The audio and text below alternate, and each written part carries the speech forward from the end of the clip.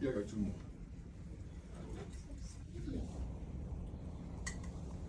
Let's see.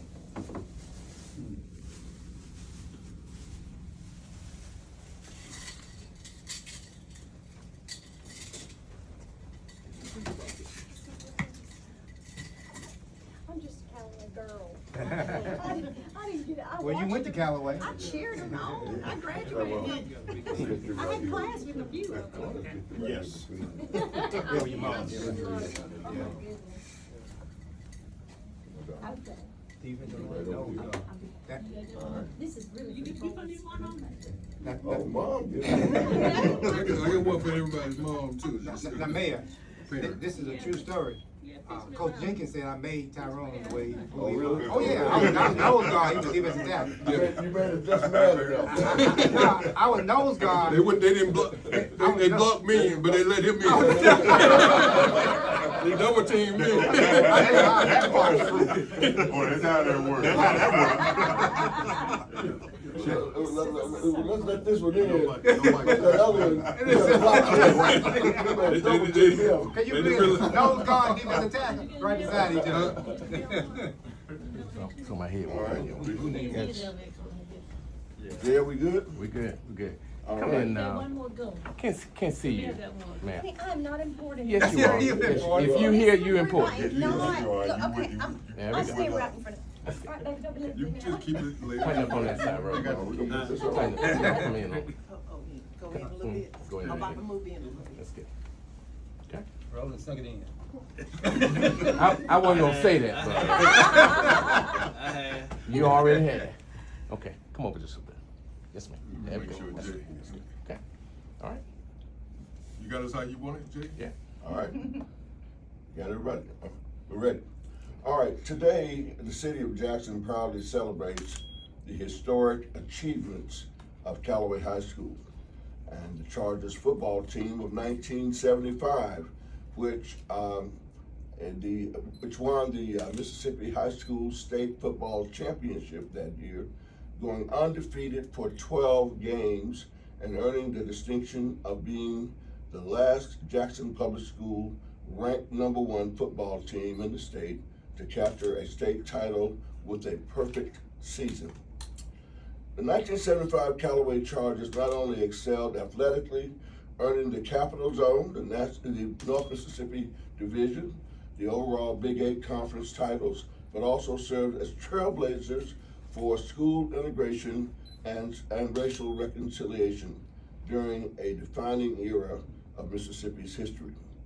The team's legacy includes outstanding student athletes, dedicated coaches, including head coach Charlie Allman, and assistant coaches Odell Jenkins, Ms. Jenkins, and Hill Denson, as well as W.J. Bilbo, and memorable team members such as Napoleon Ricky Gentry, whose remarkable talent and spirit inspired those around him and whose life and legacy continues to be honored. And this championship remains the only state football title achieved by a #1 state-ranked Jackson Public School team since 1975. And no other high school in the state had completed a season undefeated with 12 wins prior to this team's historic accomplishments. And whereas the significance of this team's achievements has been memorialized through literature, media coverage, inclusion in the Mississippi Sports Hall of Fame, and thereby has ensured its story will be continued to inspire future generations. And whereas the city of Jackson recognizes how the unity, perseverance, and excellence of those student athletes, coaches, and supporters uplifted the entire community and continues to this day to serve as an exemplary role model. Now, therefore, I, John Horn, Mayor of the City of Jackson, do hereby declare November 28th, 2025 as the 1975 Callaway Chargers High School State Football Championship Day in Jackson, Mississippi. And I urge all citizens to join in honoring the legacy of the 1975 Callaway Chargers, whose dedication brought pride and distinction to our city.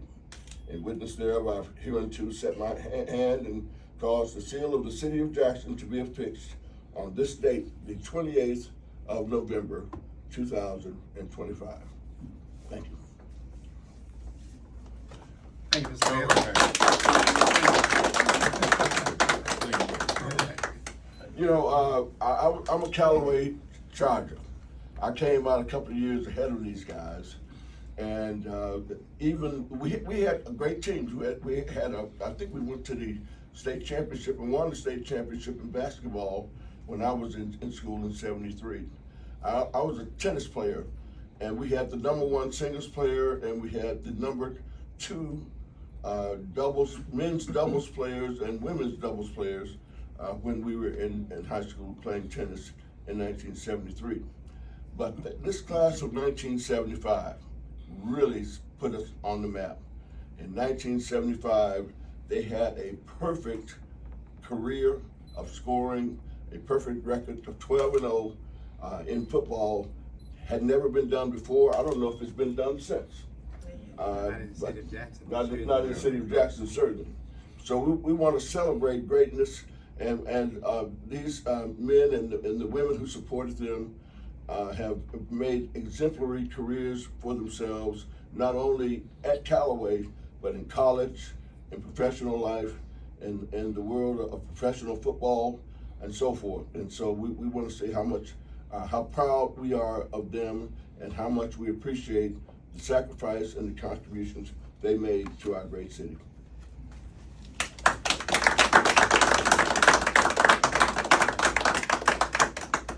And You got this picture? the captain of the team, he's appointed himself captain. And he's certainly big enough whatever he wants to do. But Tyrone Keys, also of the Chicago Bears and Super Bowl shuffle fame. Tyrone Keys is great. This guy did the tackle that ended the Alabama game with Mississippi State coming up with a victory. Oh, yeah. That was a heck of a play you made, Tyrone. Thank you. But we want to hear about that Super Bowl shuffle too. Well, actually, they're playing the Super Bowl shuffle this week, the documentary of the shuffle. Oh, really? And believe it or not, we video filmed and produced the shuffle after we lost to the Miami Dolphins on Monday Night Football, 38-24. And 12 hours later, we were at the studio doing the shuffle. Wow. Can you believe that? Wow. That's a story of faith. That is a story of faith. But I would be remiss if we don't talk about the captains of that team of '75, which was Napoleon, the late Roy Coleman too as well. Yeah.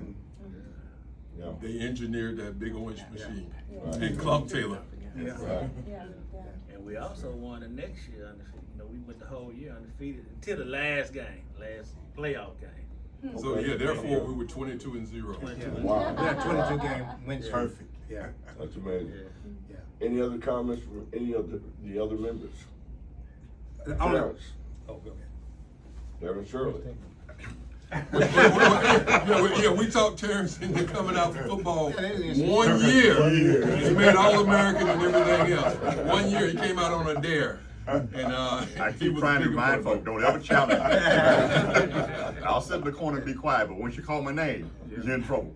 Watch out. Well, thank you so much. But no, I want to say something. Us coming from Bel Air, Dr. Powell got us all started with the Barracudas back in the day. And me, Terrence, and Jerome, and myself, and Roy Coleman, Friday, all of us was on that team.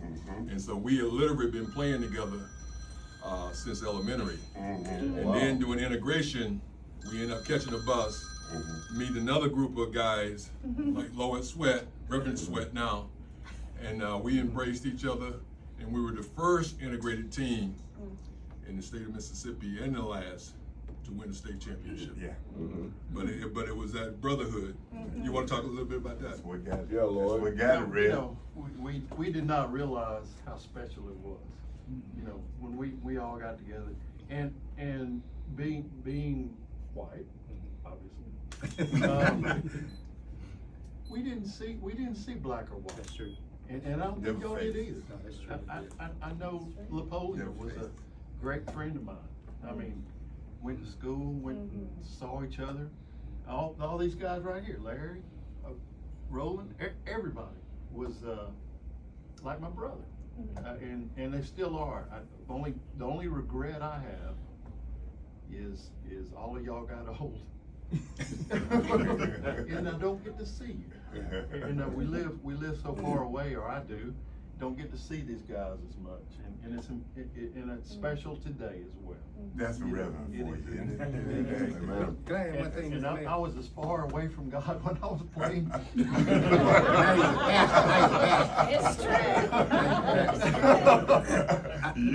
You and me both, we had to learn. So this story, this team, I have written the book. I wrote the first book in 2008, was Mississippi's Uncovered Glory, which was the first edition. Talked about the true lives and during the 60s and 70s as we played together. And I released a second edition, which is the 50th year anniversary, called Beyond the Glory. And it's basically a documentary of a lot of the players. We get together and we talk about what that team meant to us and during that time, and how it even affected, not only in a negative way, how it affected our lives as we move forward, the positive effects. Tyrone has a lot of stories about that, how we learned so much about that team as far as being teammates. Yeah. Then the school, a lot of people are not aware of the history of Callaway School, as I mentioned the other day. Right. Callaway was built in 1966 for the pure purpose of the first school of choice to be built in the state of Mississippi. That's right. And what that meant was that was before integration, that black and white kids could go to school together. And they did have black and white students to go in 1966 together. In the documentary I did, Beyond the Glory, Mr. Smith, who was the first principal of the school, Jerome Smith, absolute namesake. So I interviewed him, and there's the interview of the DVD. I've done produced a documentary, a DVD of a lot of the players talking, and Mr. Smith telling the history about the school when it was built and what happened during the process of it being built. Mr. Smith, that Callaway produced a lot. It's more than a sports story. I'll tell you a couple things about Mr. Smith. But he wasn't part of the legislature, but he was advisor to Governor Kirk Fordyce. Right. And he was instrumental in the passage of health insurance for teachers. He helped with orchestrating that through the governor and through the legislators. Then he also was instrumental of increasing the salaries of teachers when they passed the National Certified Teacher Exam. So he was instrumental in those two things. He was you want to say a pioneer, but so the Callaway legacy, not only the players, but the leaders, and we had also two coaches that made the Coaches Hall of Fame on that team, which was Hill Denson and Coach Charlie Allman. So that team was more than a sports story. It was a humanity story, and it's one that history that I think that anybody in Mississippi should know about that. And I documented that in the book, and I'm not documenting it from a monetary standpoint because I don't make any money, and I'm just selling this book. But I would like for people to actually know about that story and get some information, and get some information on the story, because we're doing a book signing tomorrow, tomorrow at the Holiday Inn on I-55 across from the Renaissance. And but we're also doing a little gathering this evening where we're going to reminisce and show a little bit of the video at the Holiday Inn today from 4 to 9 o'clock. But thank you, Mr. Mayor, for allowing me to say that. One more thing, Mr. Hawthorne, you always talked about the epitome of the coaching staff that we had in the leadership between the principals and assistant principals. Can you speak on that a little bit? Well, yes, you have to look at who was leading the school at that time, and you have to look at the combination of Coach Allman, Coach Jenkins, Hill Denson, Coach Lee. All those were part of a situation that you just couldn't imagine these coaches getting along like they were. And like you said, there was no such thing. He's the white coach, he's the black coach, you take care of the white boy, you take care of the black boy. None of that existed, because it was a concrete effort for those coaches to get together and do what was best for the school, and that was to win. And I can remember a lot of times I would go down to the field house, Coach Jenkins, Hill Denson, Bill Lee, and my favorite friend, old Skippy Bill Bro. they all sit around and we talk about anything. And Charlie Alban was from my hometown, Louisville, Worcester County. And I used to talk to him about some people up there, some that lived up there, and he always tell me about one person, Demon Red. He was a man up there that everybody knew in the community. He was a black man living in Louisville, working at the mill down there where Charlie Alban's father was a manager there. And of course, Jerome Smith was from the area of Noxapater. And he was instrumental in getting me to come down there from Memphis to work. And of course, the Gentrys, who was also from that area, and that's when I learned a lot about the Gentrys and our distant relationship that exists between us. So it was a perfect situation, a perfect storm for those coaches to be there at the time that they were there, especially when the schools were being integrated. And Coach Jenkins, above all, you know, he could take any situation and make it beautiful. I don't care what it is. He could take a mud pie and make you want to eat it. And a coach, and I'm not going to say what he told Tyrone, but over there in Meridian. Oh, yeah. Tyrone acted like he was hurt on the field. Oh, we do. I made sure I was in shape from then on. Coach Jenkins went out there and told Tyrone you're not gonna get out the game, but I can't tell you what he told me. But, that was a good combination there with those coaches. Well, thank y'all. We appreciate that you're coming out to help with this celebration. Appreciate it. Let's do one.